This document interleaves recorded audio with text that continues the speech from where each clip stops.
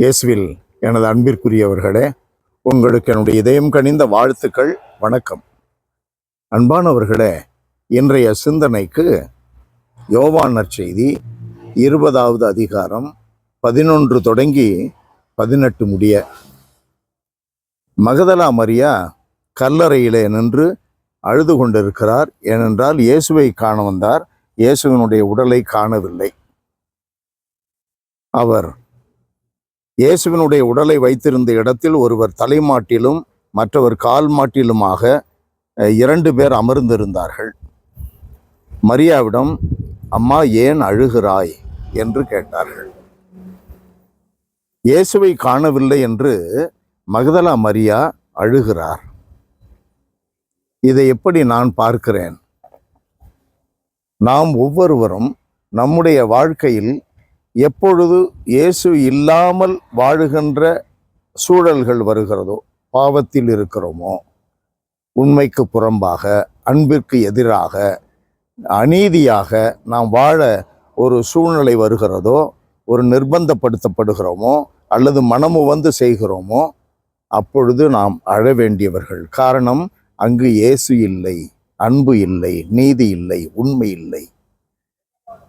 அழுவதோடு அல்ல, இயேசுவை பெற வேண்டும் என்று ஏக்கத்தோடு அவர் இருக்கிறார். இயேசுவை எப்படியாவது காண வேண்டும் என்று ஏக்கத்தோடு இருக்கிறார்.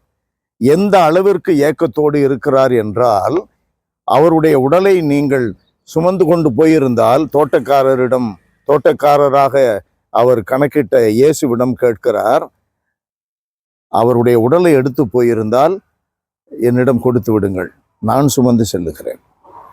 இயேசுவினுடைய உடலை இவள் சுமக்க முடியுமா? இயேசுவிற்காக ஏங்குகிறவர்கள் அநீதி, வர்ம வைராக்கியம், பகை உணர்வு, அநியாயங்கள், ஆணவம், சுயநலம் போன்ற நிலைகளுக்கு என்ன சுமைகளாக இருந்தாலும் அவைகளை கடந்து போவதற்கு தங்களை முழுவதும் அர்ப்பணிப்பார்கள். தலைகால் தெரியாமல் பேசுவார்கள், கருதுவார்கள். அவ்வளவு உறுதி இருக்கும். இயேசுவிற்காக ஏங்குகிறவர்களுடைய வாழ்க்கையில் இயேசுவை பெறுவதற்கு எதையும் செய்ய துணிந்து நிற்பார்கள். அந்த துணிவு, அந்த வைராக்கியம் நம்மிடம் இருக்கிறதா? அன்பு நிறைந்த எங்கள் இறைவா, உம்மை போற்றி புகழுகிறோம்.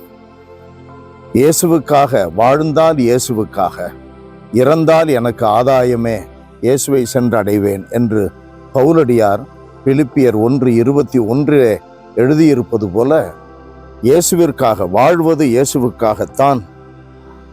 அதை கடந்து சென்று இலக்கை அடைவதற்கு எது தடையாக இருந்தாலும் அதை உடைத்தெறிவேன், எப்படையையும் தாக்குவேன், மதிலையும் தாண்டுவேன், ஆண்டவருடைய துணை கொண்டு இதை செய்வேன் என்ற வேத வசனங்களின்படி எனக்கு வாழ வரம் தாரும், வலிமை தாரும். இயேசுவின் நாமத்தில் ஜெபிக்கிறோம் பிதாவே. ஆமென், ஆமென்.